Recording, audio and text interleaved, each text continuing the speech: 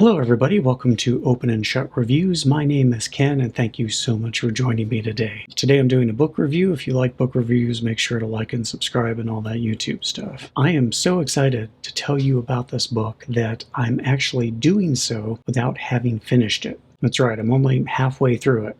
And honestly, I feel like I've already gotten my money's worth.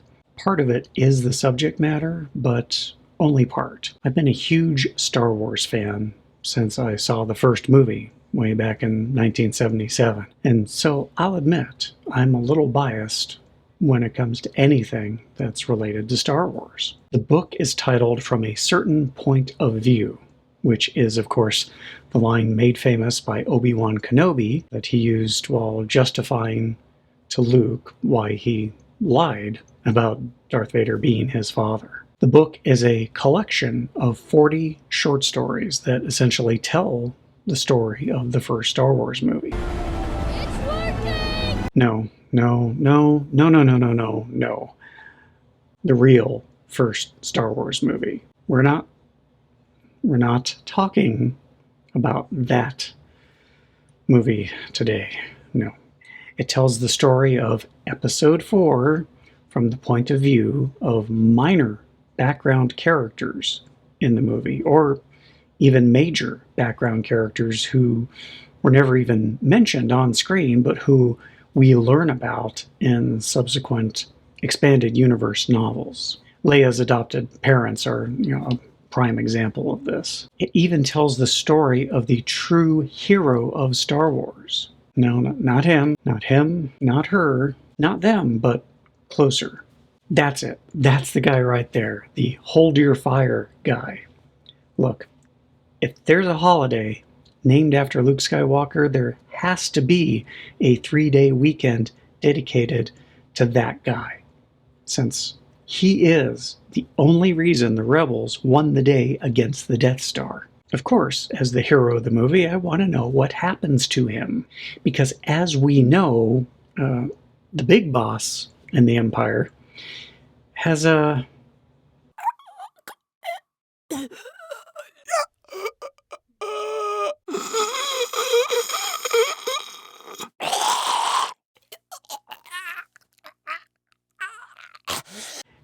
some anger issues. Anyway, his story is absolutely perfect and one of my favorites of the book.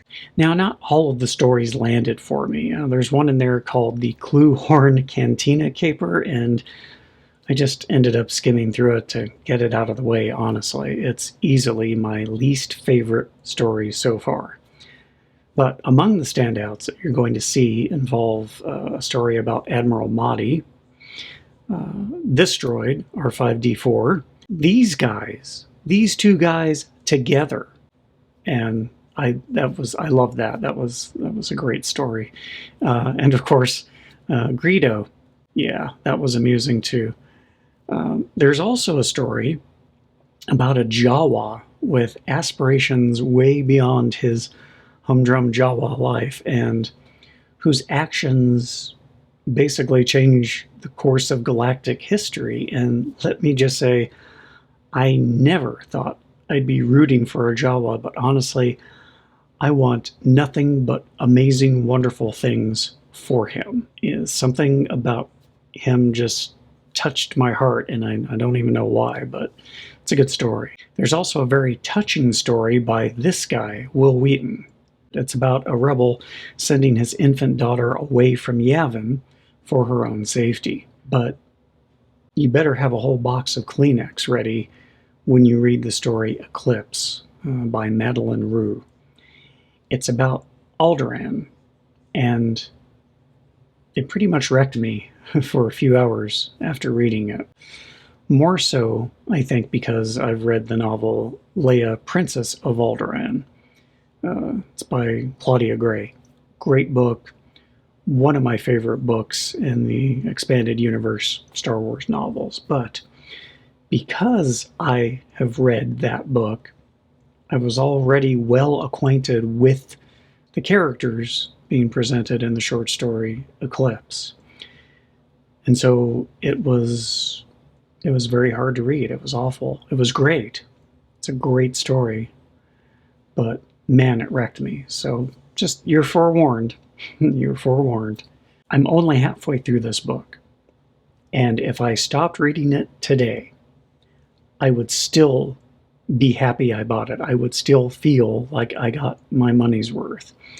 I got the ebook version from Barnes & Noble, but whatever edition you get, if you are at all a Star Wars fan, there really is a lot to like here. It's 40 stories. They did it in conjunction with the 40th anniversary of Star Wars a few years ago. I don't know how I've gone this long without knowing that this book existed, but I'm glad I found it, because it's an amazing escape. It's great. If you like Star Wars, you are going to like this book.